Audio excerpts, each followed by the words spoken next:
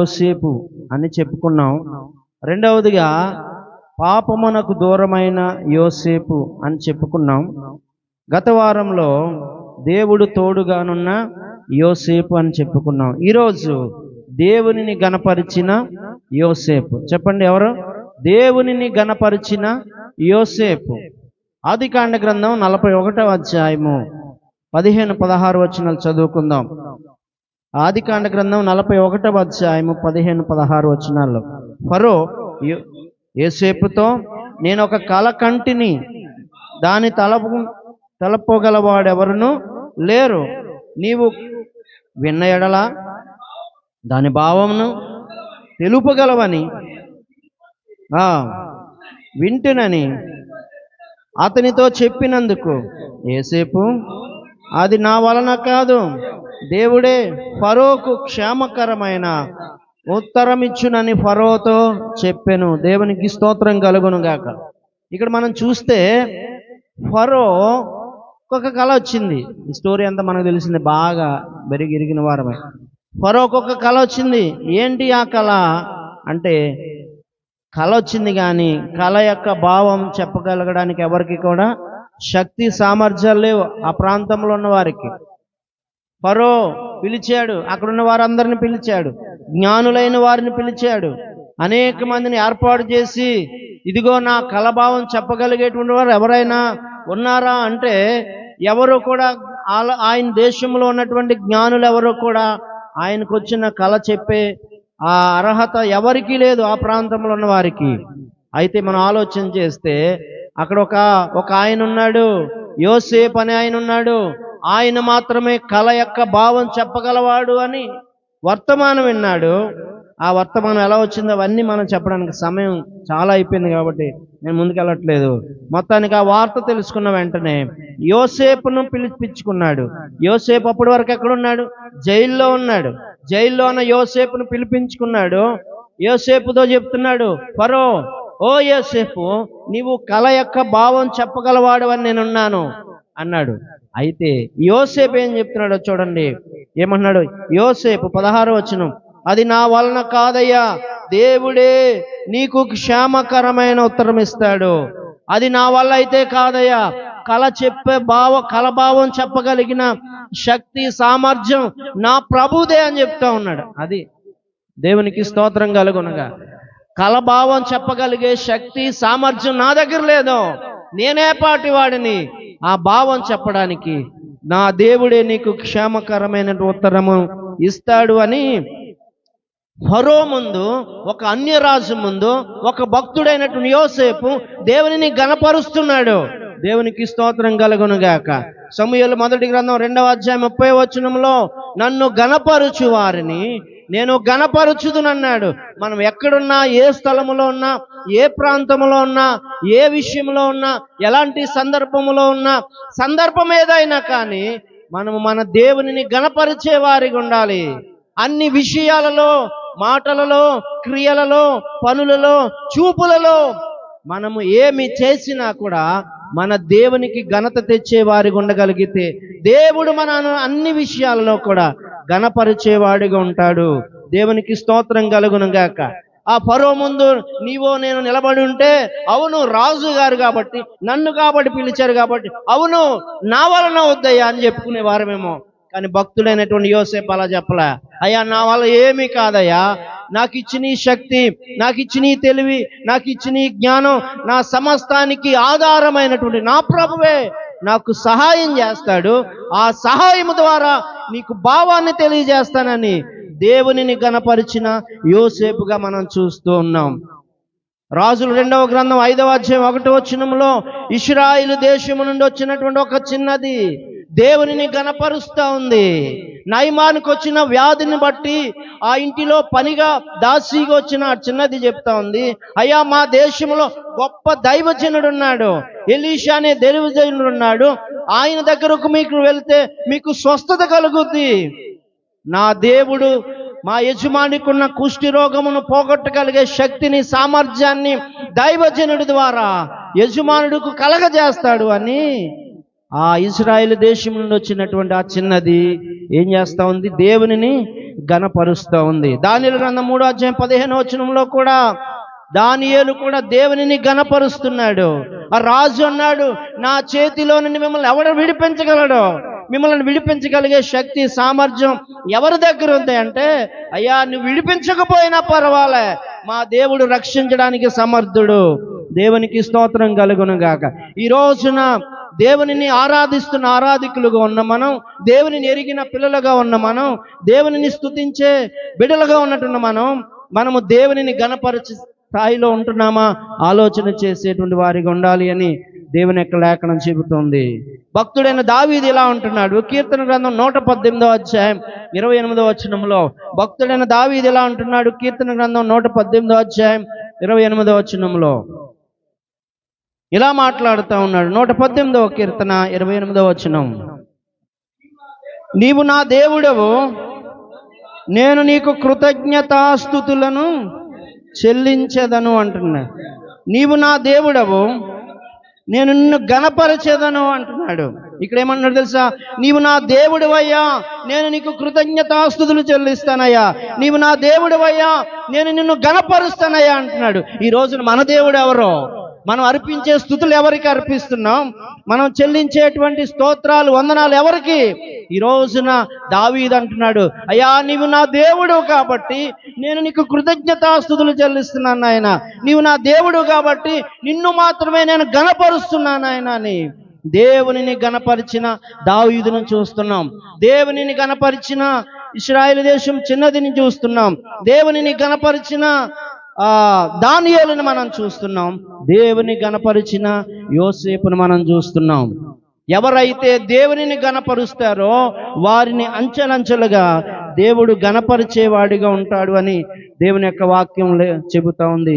భక్తుడైన దావీదు కూడా అంటున్నాడు, అయ్యా నీవు నా దేవుడు కాబట్టి, నీవు నా యజమానుడు కాబట్టి, నీవెంతైనా నా మీద నావికుడు కాబట్టి, నన్ను నడిపించేవాడు కాబట్టి, నన్ను విడిపించేవాడు కాబట్టి, నన్ను కాపాడేవాడు కాబట్టి, నన్ను నడిపిస్తున్నావు కాబట్టి, నాకు ఇస్తున్న ఆరోగ్యాన్ని బట్టి నీకు స్తోత్రము నాయనా అని దేవునిని ఘనపరిచిన దావీదును మనం చూస్తున్నాం. ప్రభువైన యేసుక్రీస్తు ప్రభువారు కూడా ఒకసారి తండ్రిని ఘనపరిచారు. ఆ మాటను జ్ఞాపకం చేసుకుందాం. దావీదు దేవునిని ఘనపరిచాడు. ప్రభువైన యేసుక్రీస్తు ప్రభువారు కూడా తండ్రి అయిన దేవునిని ఘనపరుస్తున్నాడు శరీరుడుగా ఈ లోకంలో ఉన్నప్పుడు. యోహాను సువార్త 8:49 యోహాను సువార్త 8:49 యోహాను సువార్త యేసు, నేను దయ్యము పట్టిన వాడను కాను, నా తండ్రిని నేను ఘనపరుచువాడను. మీరు నన్ను అవమానపరుచుచున్నారు. నేను నా మహిమను వెదకొట్టలేదు, వెదుకుచు తీర్పు తీర్చుచు.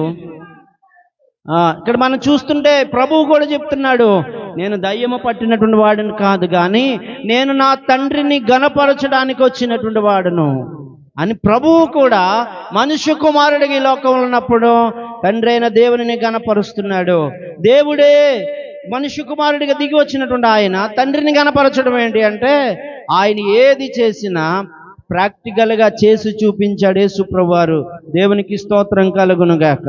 ప్రార్థన చేయమన్న ఆయన ప్రార్థించాడు, సేవ చేయమన్న ఆయన సేవ చేశాడు, పరిచర్య చేయమన్న ఆయన పరిచర్య చేశాడు.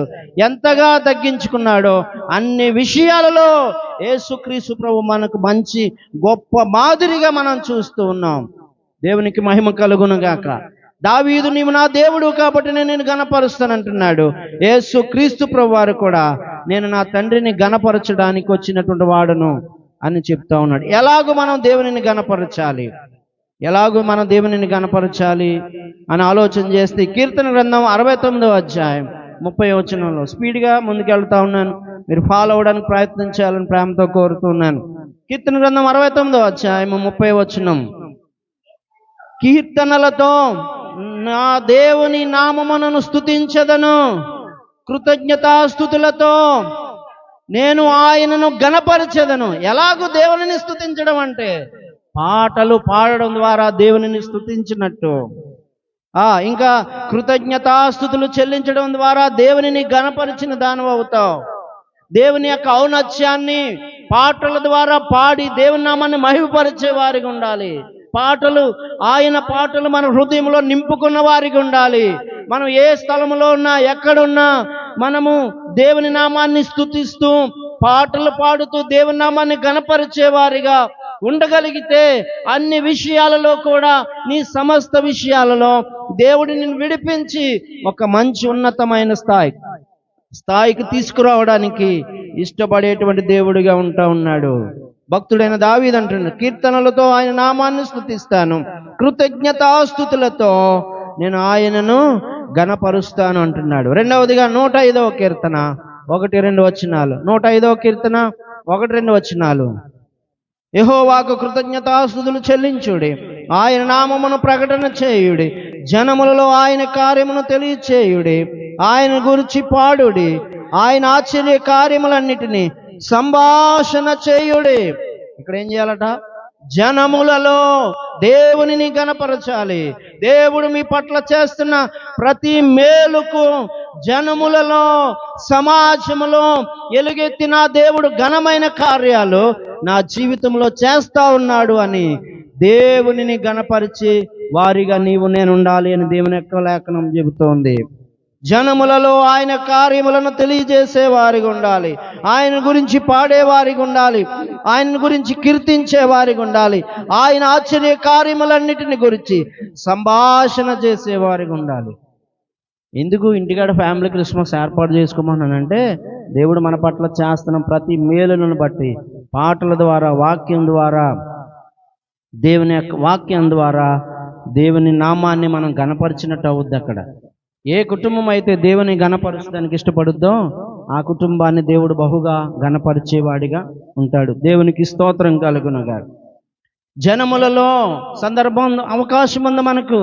ఈ రోజుల్లో మనకు ఎవరు అడ్డు చెప్పేవారు ఉండరు, ఎవరు మనల్ని అబ్జెక్షన్ చెప్పేవారు ఉండరు, ఎవరు మనల్ని వ్యతిరేకించేవారు ఈ నెలంతా ఎవరు కూడా మాట్లాడడానికి ఛాన్సే లేదు. ప్రభుత్వాలు సైతం, అధికారులు సైతం ఎవరు కూడా మాట్లాడడానికి అవకాశం లేదు. అలాంటి సమయాన్ని మనం వినియోగించుకుని దేవుని సువార్తను విరిగా మనం ప్రకటించే వారిగా, ప్రకటించే గృహంగా, ప్రకటించే వ్యక్తిగా నీవు నేను మనందరూ ఉండగలిగితే అది మనకు, మన కుటుంబాలకు ఆశీర్వాదకరంగా దేవుడు చేస్తాడు అనే విషయాన్ని నేను మీకు తెలియచేస్తున్నాను.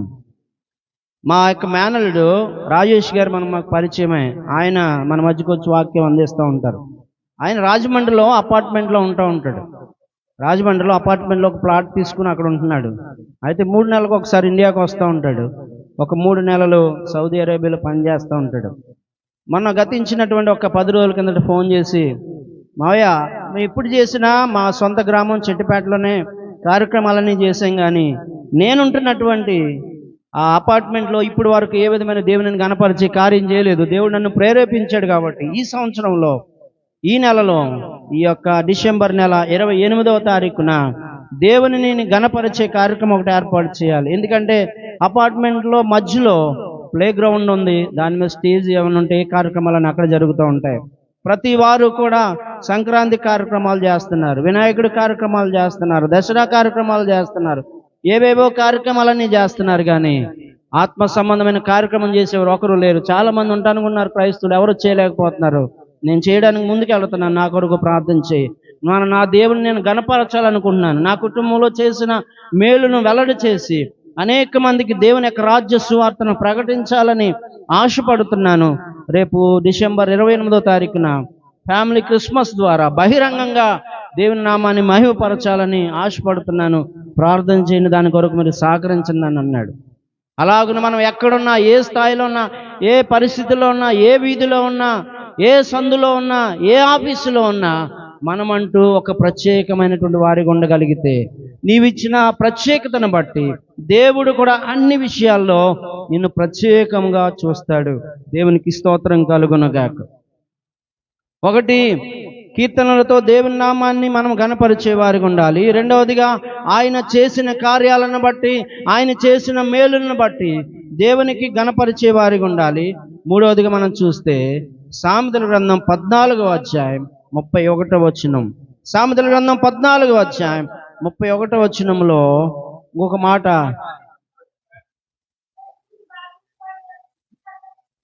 ఆ, బీదలను కనికరించువాడు ఆయనను గణపరిచేవాడు. ఇది చాలా ప్రాముఖ్యమైనది అన్నమాట. ఎవరిని కనికరించాలి? బీదలైన వారిని మనం ఏం చేయాలి? కనికరించేవారి వారి మీద కనికరం చూపాలి, మనం ప్రేమను చూపాలి, దయను చూపాలి. ప్రభువు కూడా ఈ లోకంలో ఉన్నప్పుడు, యేసు ప్రభు వారు మనిషి కుమారుడుగా ఈ లోకంలో ఉన్నప్పుడు బీదులైనటువంటి వారిని ఆయన దగ్గరికి చేర్చుకున్నటువంటి వాడిగా ఉండేవాడు. అనేక మందిని బీదలైనటువంటి వారిని ఆయన చేర్చుకున్నాడు, హక్కున చేర్చుకున్నాడు, వారిని విడిపించాడు, స్వస్థపరిచాడు. 12 సంవత్సరాల నుంచి ఒక భయంకరమైన వ్యాధితో ఉన్నటువంటి ఆమెను దేవుడు స్వస్థత పరిచాడు. అనేక రకాలుగా అనేక మందిని, త్రోవ పక్కన పడి ఉన్నటువంటి గుడ్డి వారిని బాగు చేశాడు. అనేక మందిని ఆదరించాడు ఆయన. ఈ లోకంలో సమాజంలో కూడా అనేక మంది బీదలుగా ఉన్నటువంటి వారిగా ఉన్నారు. వారిని మనకు దేవుడిచ్చిన స్తోమతను బట్టి వారి మీద మనం ఏం చూపాలి? కనికరం చూపేవారిగా, ప్రేమ చూపేవారిగా, దయ చూపేవారిగా ఉండగలిగితే ఆ పని నువ్వు ఎప్పుడైతే చేస్తున్నావో ఆ పనిని బట్టి నీవు దేవునిని గణపరిచినట్లు అవుద్ది అని దేవుని యొక్క లేఖనం చెబుతుంది. కాబట్టి కీర్తనలతో ఆయనను గణపరిచేవారిగా, ఆయన చేసిన కార్యాలన్నిటినీ, మేలన్నిటినీ జనములలో గణపరుస్తున్నప్పుడు ఆయన గణపరిచేవారిగా ఉంటాం. బీదలను కనికరించినప్పుడు మనం ఆయనను గణపరిచేవారిగా ఉంటామని దేవుని యొక్క లేఖనం చెబుతుంది. అయితే మనం ఎలా గణపరుస్తున్నాం? దేవుడు ఏమనుకుంటున్నాడు మన గురించి? ఆ మాట చదువుదాం చూడండి. మనం ఎలా గణపరుస్తున్నామంట దేవుడే చెప్తున్నాడు ఆ మాట. మత్తయి సువార్త 15వ అధ్యాయం 9వ వచనం. ఎలా గణపరుస్తున్నామో చెప్తున్నాడు. దేవుని పిల్లలైనటువంటి వారు ఎలా గణపరుస్తున్నారో అక్కడ తన భావాన్ని ఆ ప్రభు వారు తెలియజేస్తున్నారు. 15వ అధ్యాయం 9వ వచనం. ఈ ప్రజలు తమ పెదవులతో నన్ను గణపరచుదురు గాని వారి హృదయము నాకు దూరముగా ఉన్నది. మనుషులు కల్పించిన పద్ధతులు, దైవోపదేశములను బోధించుచు వారు నన్ను వ్యర్థముగా ఆరాధించుచున్నారు. ఇక్కడ ఏమన్నాడు తెలుసా? ఈ ప్రజలు పెదవులతోనే మాత్రమే గణపరుస్తున్నారు. పెదవులతో గణపరుస్తున్నామంట. ఏమన్నాడు ఇంకా లోపల తీసుకెళ్ళి? హృదయం దూరంగా ఉందంట. అబ్బో, ఎంత కఠినమైన మాట మాట్లాడుతున్నాడండి దేవుడు. మన హృదయం దగ్గరగా ఉందా దేవునికి? ఆలోచన చేయాలి. నీ హృదయం ఎక్కడుంది? నీ మనసు ఎక్కడుంది? నీవెక్కడున్నావు? ఆలోచన చెయ్యి అని కొటేషన్ ఇస్తున్నాడు దేవుడు. నీవు పెదవులతో అయితే నన్ను స్తుతిస్తున్నావు కానీ నీ హృదయం నాకు దూరంగా ఉంది. నువ్వు మనస్ఫూర్తిగా నన్ను ఆరాధించట్లే, మనస్ఫూర్తిగా పాటలు పాడట్లే, మనస్ఫూర్తిగా నన్ను ప్రేమించట్లే, మనస్ఫూర్తిగా మందిరానికి రావట్లే, ఫార్మాలిటీకి వస్తున్నావు అన్నాడు. ఫార్మాలిటీకి మనం దేవుని మందిరానికి రాకూడదు. మనస్ఫూర్తిగా నిండార్హులుగా ప్రభువు మీద ప్రేమతో మనం వస్తే ప్రభు ద్వారా కార్యాలు మనం పొందుకుంటాం. దేవుడే చెప్తున్నాడు, ఈ ప్రజలు పెదవులతో నన్ను గణపరుస్తున్నారు కానీ వారి హృదయం నాకు దూరంగా ఉంది. మనుషులు కల్పించిన పద్ధతులను, దైవోపదేశములు బోధిస్తున్నారు కానీ నన్ను వ్యర్థంగా ఆరాధిస్తున్నారు. బోధకులు మాకు కూడా చెప్తున్నాడు, బోధిస్తున్నారు కానీ వారు కూడా నాకు దూరంగా ఉన్నారు అని చెప్తా ఉన్నాడు. నా ప్రియమైనటువంటి సంగమా, ఈ రోజున మనం ఎలా ఆరాధన చేస్తున్నాం? దేవుడు కొటేషన్ ఇస్తున్నాడు, దేవుడు ప్రశ్నిస్తున్నాడు. మనం జవాబు చెప్పుకునే స్థాయిలో నీవు నేను ఉండగలిగితే ధన్యులం. దేవుని యొక్క వాక్యం ద్వారా ప్రతి ఆదివారం మందిరానికి వచ్చి దేవుని యొక్క వాక్యం వింటున్నామంటే వాక్యం వింటూ మనం షార్పు చేయబడాలి. వాక్యం వింటూ మరింత లోతైన ఆత్మీయతలోనికి నడిపించి మన ఆత్మీయ జీవితాన్ని తీసుకెళ్ళాలి. ఎప్పుడు ఒకేలా మనం ఉండకూడదు. వచ్చిపోయే వారికి ఉండడం వల్ల ఏమి మీకు ఉపకారము లేదు అని దేవుని యొక్క వాక్యం చెబుతుంది. హృదయం దగ్గరగా ఉందా? అమ్మ ఆలోచించే. హృదయపూర్వకంగా ఆరాధిస్తున్నావా? ఆలోచించే. హృదయపూర్వకంగా ఆయనను స్తుతిస్తున్నామా? ఆలోచన చేయి. అలా హృదయపూర్వకంగా మనస్ఫూర్తిగా మనం ఆరాధిస్తే ఆయన మనం మహిమ పొందుతాడు. ప్రభా, నేను హృదయపూర్వకంగా నిన్ను స్తుతిస్తున్నానని చెప్పుకునే స్థాయిలో నీవు నేను మనందరం ఉండగలిగితే ఎంత ధన్యులమో దేవుని యొక్క లేఖనం చెబుతుంది. కాబట్టి ఆయనను గణపరిచే వారిగా ఉండాలని దేవుని యొక్క లేఖనం చెబుతా ఉంది. యోసేపు పరాయి దేశంలో పరాయివాడిగా ఉన్నప్పటికీ ఎన్ని నిందలు వచ్చినా, ఎన్ని బాధలు వచ్చినా, ఎన్ని అవమానాలు వచ్చినా దేవునిని మాత్రమే గణపరుస్తూ ఉండేవాడు కదా. యోసేపు అన్ని విషయాలలో దేవునిని గణపరిచాడు. యోసేపు అనే మాటకు ఫలింపు లేక అభివృద్ధి అని అర్థం. ఆ మాటకు తగ్గట్టుగానే, పేరుకు తగ్గట్టుగానే యోసేపు ఫలించేవాడిగా ఉన్నాడు. ఆశీర్వాదకరమైన, దీవెనకరమైన భక్తుడిగా చరిత్రలో మిగిలిపోయాడు. కాబట్టి యోసేపు దేవునిని గణపరిచాడు. ఈ రోజున నీవు నేను కూడా అదే దేవుణ్ణి గణపరిస్తే, యోసేపు నమ్మిన దేవుణ్ణి మనము నమ్మాం, యోసేపు ఆరాధించినట్టు మనం ఆరాధన చేస్తున్నాం, యోసేపు ఆధారపడినట్టుగా మనము కూడా ఆయన మీద ఆధారపడితే మన పరిస్థితులన్నిటి నుంచి మనల్ని విడిపిస్తాడు. మన ఉన్నతమైన స్థాయికి తీసుకురావడానికి ఆయన మనకు సహాయము చేస్తాడు. కాబట్టి ఈ ఉదయకాల సమయంలో చెప్పబడిన ఈ మాటలు మన హృదయంలో ఉంచుకుని దాని ప్రకారం జీవించి దాని ప్రకారం ముందుకు కొనసాగడానికి ప్రభు మనకు సహాయం చేయునుగాక. ఆమేన్. విన్న వాక్యాన్ని బట్టి ఒక నిమిషం ప్రార్థన చేసుకుని ఈ వాక్య కూడికను ముగించుకుందాం. ప్రభువా నీకు స్తోత్రము నాయన. అయ్యా, ఈ ప్రజలు నన్ను ఆరాధిస్తున్నారు కానీ, నన్ను గణపరుస్తున్నారు కానీ వారి హృదయం దూరంగా ఉందన్నవయ్యా. ప్రభా, నా హృదయం ఒకవేళ దూరంగా ఉంటే నన్ను మన్నించండి. ఇంతకాలం నా హృదయాన్ని దూరంగా పెట్టి, నా మనసుని ఎక్కడో పెట్టి నేను ఇక్కడుండి నిన్ను ఆరాధన చేశానేమో అయ్యా. అట్లా ఉండడానికి వీల్లేదని నువ్వు చెప్తున్నావయ్యా. నిన్ను ఆరాధించే విషయం, నిన్ను స్తుతించే విషయం, నిన్ను మహిమపరిచే విషయంలో మంచి మనస్ఫూర్తిగా నిన్ను ఆరాధిస్తానయ్యా. నాయన, నా మనసులో నిన్ను నింపుకుని ఆరాధిస్తానయ్యా, నిన్ను స్తుతిస్తానయ్యా, నీ నామాన్ని గణపరుస్తానయ్యా. యోసేపు వలె నేను గణపరుస్తానయ్యా, దానియేలు వలె నేను గణపరుస్తానయ్యా. నాయన, ఇజ్రాయెల్ దేశము చిన్నది వలె నేను నిన్ను గణపరుస్తాను నాయన. భక్తులు అందరి వలె నిన్ను గణపరుస్తాను ప్రభా. నీకు మాత్రమే ఘనత, మహిమ వచ్చే రీతిలో నా మాటలు, నా చూపులు, నా పని విధానం, నా ప్రవర్తన అంతటి కూడా ప్రభా నీకు మహిమకరంగా జీవించడానికి ఇష్టపడుతున్నాను ఆయన అని ప్రతి వారు కూడా మీ మనసులో తీర్మానం చేసుకుంటారు. ఖచ్చితంగా దేవుడు మీ పట్ల ఘనమైన కార్యాలు చేస్తాడు.